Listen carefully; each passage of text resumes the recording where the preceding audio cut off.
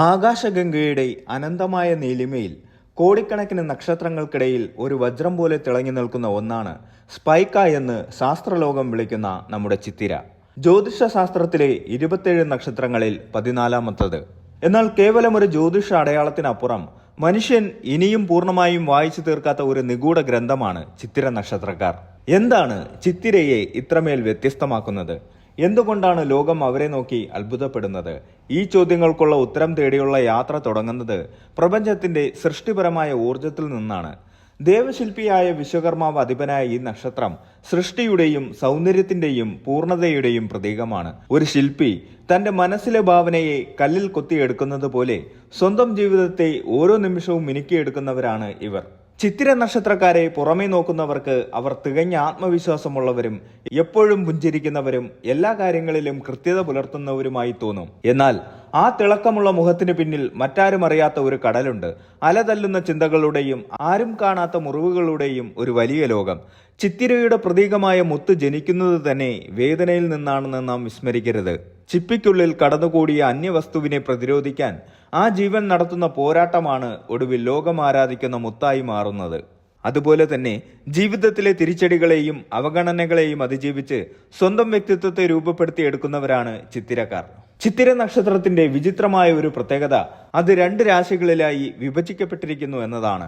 ചിത്തിരയുടെ ആദ്യ പകുതി കന്നിരാശിയിലും രണ്ടാം പകുതി തുലാം രാശിയിലുമാണ്. പ്രായോഗിക ബുദ്ധിയും വിശകലന പാഠവുമുള്ള കന്നിയും പ്രണയത്തിന്റെയും ബാലൻസിങ്ങിന്റെയും സൗന്ദര്യത്തിന്റെയും അടയാളമായ തുലാമും ഈ നക്ഷത്രത്തിൽ സംഗമിക്കുന്നു. അതുകൊണ്ട് തന്നെ ഒരേ സമയം കഠിന ഹൃദയനായ ഒരു പോരാളിയെയും അതീവ വികാരജീവിയായ ഒരു കലാകാരനെയും ഒരു ചിത്തിര നക്ഷത്രക്കാരനിൽ നിങ്ങൾക്ക് കാണാൻ കഴിയും. മറ്റുള്ളവർ കാണാത്തത് കാണാനും മറ്റുള്ളവർ ചിന്തിക്കാത്തത് പ്രവർത്തിക്കാനും ഇവർക്ക് പ്രത്യേകമായൊരു ഉൾക്കാഴ്ചയുണ്ട്. ഇതിനെയാണ് വിശ്വകർമാവിന്റെ മായ എന്ന് വിളിക്കുന്നത്. ശൂന്യതയിൽ നിന്ന് ഒരു സാമ്രാജ്യം പടുത്തുയർത്താൻ ഇവർക്ക് കഴിയും. എന്നാൽ ഈ കഴിവിനൊപ്പം തന്നെ വളരുന്ന ഒന്നാണ് അവരുടെ ഏകാന്തത. ആൾക്കൂട്ടത്തിനിടയിലും തനിയെയാണെന്ന തോന്നൽ ഇവരെ പലപ്പോഴും പിന്തുടരാറുണ്ട്. സ്വന്തം ചിന്തകളോട് മാത്രം സംസാരിക്കുകയും സ്വന്തം ലോകത്ത് അഭിരമിക്കുകയും ചെയ്യുന്ന ഇവർക്ക് പുറം ലോകം നിശ്ചയിച്ചിട്ടുള്ള അതിർവരമ്പുകൾ പലപ്പോഴും അസ്വസ്ഥതയുണ്ടാക്കുന്നു. ഈ വീഡിയോയിലൂടെ നമ്മൾ യാത്ര ചെയ്യുന്നത് ചിത്തിര നക്ഷത്രക്കാരുടെ ഇതുവരെ ആരും പറയാത്ത ജീവിത രഹസ്യങ്ങളിലേക്കാണ്. അവരുടെ സ്വഭാവത്തിലെ സങ്കീർണതകൾ, പ്രണയത്തിലെ നിഗൂഢതകൾ, ജോലിയോടുള്ള അവരുടെ അഭിനിവേശം, പുറമേ കാണിക്കാത്ത അവരുടെ ഭയങ്ങൾ എന്നിവയെല്ലാം നാം ഇവിടെ അനാവരണം ചെയ്യുന്നു. സാധാരണ ജ്യോതിഷ പുസ്തകങ്ങളിൽ കാണുന്ന ഗുണദോഷങ്ങൾക്കപ്പുറം ഒരു ചിത്തിര നക്ഷത്രക്കാരന്റെ ആത്മാവിനെ തൊട്ടറിയാനുള്ള ഒരു ശ്രമമാണിത്. ചിത്തിര നക്ഷത്രക്കാർ ആരാണ്? അവർ എന്തിനാണ് എപ്പോഴും പൂർണ്ണതയ്ക്ക് വേണ്ടി ദാഹിക്കുന്നത്? എന്തുകൊണ്ടാണ് അവർക്ക് മറ്റുള്ളവരെക്കാൾ പെട്ടെന്ന് ശത്രുക്കൾ ഉണ്ടാകുന്നത്? ഈ ചോദ്യങ്ങൾക്കെല്ലാം ഉത്തരമുണ്ട്.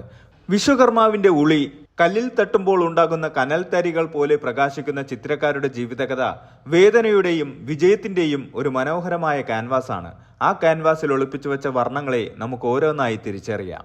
ചിത്തിരയുടെ ദേവൻ ദേവശില്പിയായ വിശ്വകർമാവാണ്. ഈ ഒരു ബന്ധമാണ് ചിത്തിരക്കാരെ മറ്റുള്ളവരിൽ നിന്ന് വ്യത്യസ്തരാക്കുന്നത്. ശൂന്യതയിൽ നിന്ന് സൗന്ദര്യം സൃഷ്ടിക്കാനുള്ള കഴിവ് ഇവർക്ക് ജന്മനാ ലഭിച്ചതാണ്.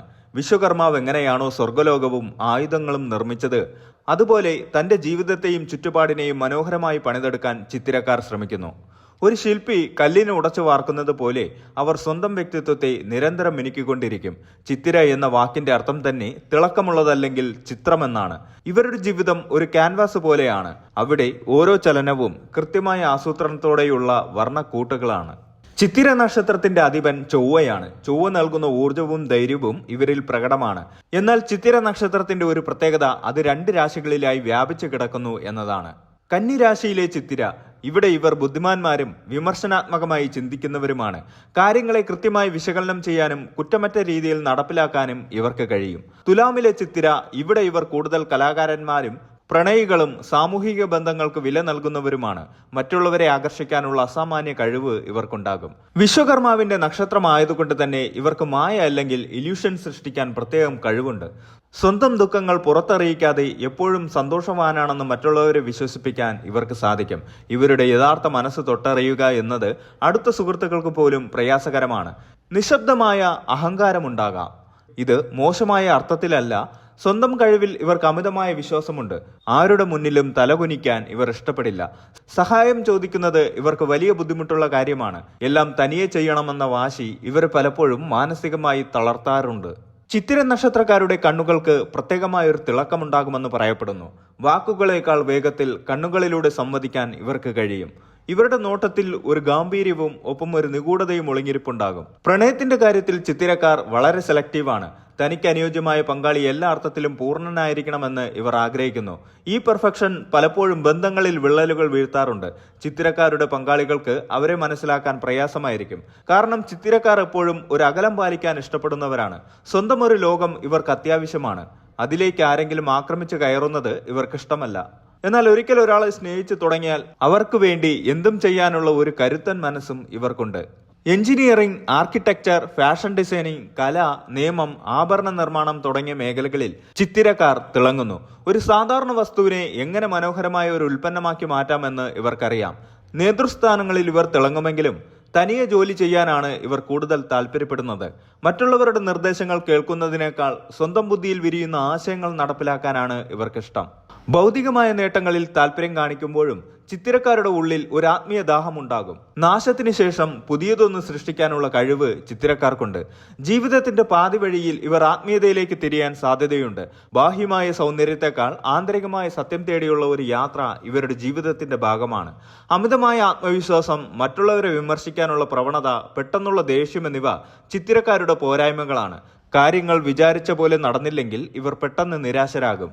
മറ്റുള്ളവരുടെ അഭിപ്രായങ്ങളെ ബഹുമാനിക്കാൻ പഠിക്കുക, ക്ഷമശീലമാക്കുക.